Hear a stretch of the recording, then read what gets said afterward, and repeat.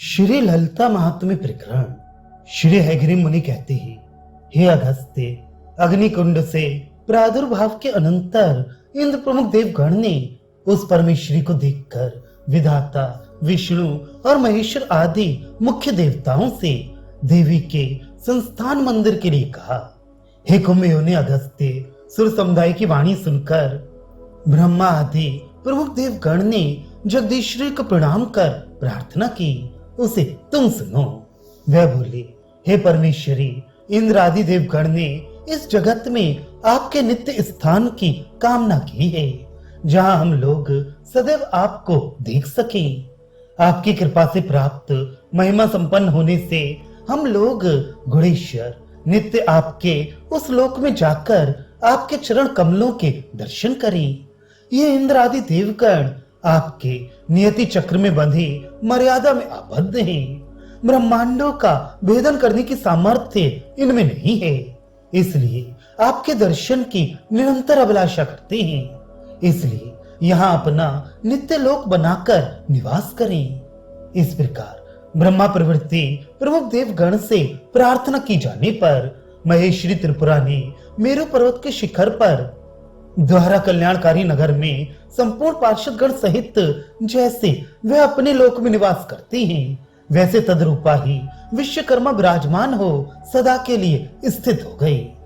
अनंतर प्रार्थना करने पर अपने आधे भाग के विभाजन के लिए परकल्पित कामेश्वर भगवान को अपना पति बनाया।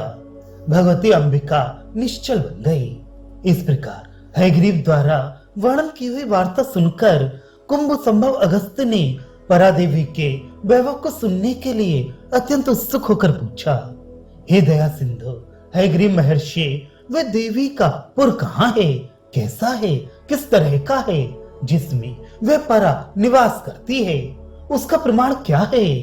इंद्र आदि दिव्य विभूति वाले देवगण जहाँ प्रवेश अधिकार नहीं रखते, उसे विश्व शिल्पी विश्वकर्मा कैसे जान पाया?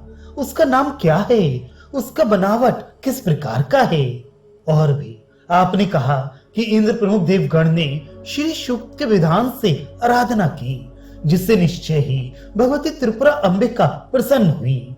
सो उस सूक्त की कैसी विधि है? वह सूक्त किस प्रकार का है? उसका महात्म्य क्या है? यह सब आप मुझे बतलाएं। हे हयग्रीव महाराज, आप मुझ भक्त शिष्य पर कृपा कीजिए। इस प्रकार पूछने पर मुनि श्रेष्ठ हयग्रीव ने अगस्त्य को अधिकारी समझकर उसके प्रश्नों को सुनकर अत्यंत प्रसन्न होकर कहा, हे घटोद्भव, सुन, तू भक्त और श्रद्धा वाला है, इससे तुझे बताता हूँ। ये सब वर्णन अश्रद्धालु, भक्ति रहित और कृतघ्न व्यक्ति को नहीं कहना चाहिए।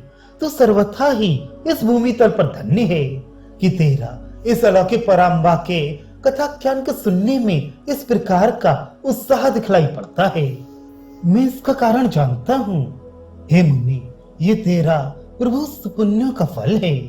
गुण मूर्ति, उनके अधिष्ठाता सत्य प्रधान विष्णु, रजा प्रधान ब्रह्मा तथा तमा प्रधान शिव, देवगण में सभी की भक्ति एक समान होती है। त्रिपुरा भगवती के चरणों में भक्ति तो सब ओर से बहुत दुर्लभ है। जिस जन्म में त्रिपुराम्बा के प्रति भक्ति होती है, वह अंतिम होता है। ब्रह्मा, विष्णु तथा शिव आदि देवताओं में भक्ति होने को तो उसका द्वार कहा गया है। क्रमशः विष्णु आदि की आराधना करके परा श्री त्रिपुरा के पाद सेवन को प्राप्त करके प्राणी सर्वथा संसार बंधन से छूट पा जाता है, अन्यथा तो करोड़ों कल्पों तक भी मुक्ति नहीं होती। इस विषय में तुम्हें सुंदर युक्ति बताऊंगा, जिससे तुम्हें संदेह ना हो।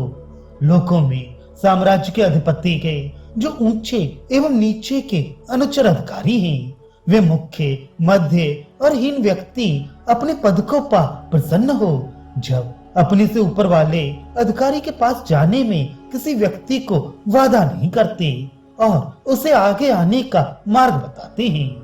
हे कुंभज, जैसे किसी को सबसे प्रथम द्वारपाल प्रसन्न हुआ, द्वारों से आगे बढ़ाकर प्रांगण के रक्षण के पास जाने का निर्देश देता है, उसी प्रकार यह भगवती के चरणों की प्राप्ति का क्रम है।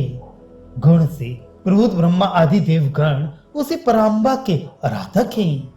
ये बात सुप्रसिद्ध होने से तुम्हें किसी रूप में संदेह नहीं होना चाहिए।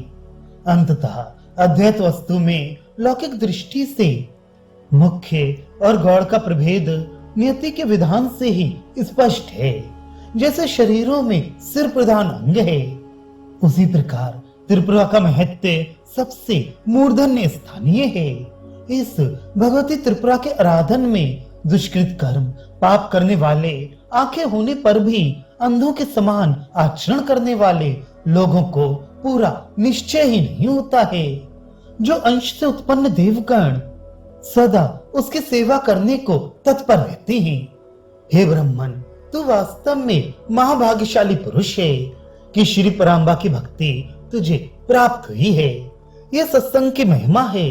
अहो, तेरे भाग्य की जितनी प्रशंसा की जाए थोड़ी है, और उसी प्रकार तेरी आस्था की भी।